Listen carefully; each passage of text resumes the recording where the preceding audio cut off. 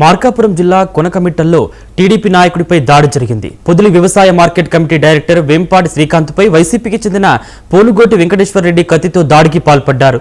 గ్రామంలో పార్టీల పనితీరుపై చర్చలో స్వల్ప వివాదం చెలరేగడంతో క్షణికావేశంలో దాడి చేసినట్లు తెలుస్తోంది. దాడిలో గాయపడ్డ శ్రీకాంత్కు తీవ్ర గాయం కావడంతో ప్రభుత్వ ఆసుపత్రికి తరలించారు.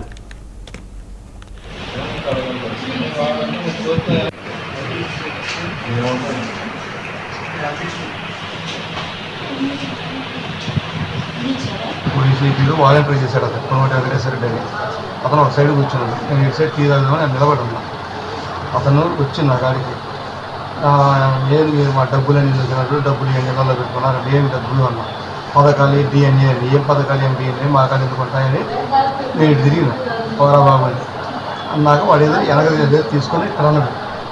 ఏంటంటే నేను ఆ దబ్ద టెన్షన్లో మేము కలబడుకుంటూ వచ్చేదానికి వచ్చి తప్పించారు. ఇంకా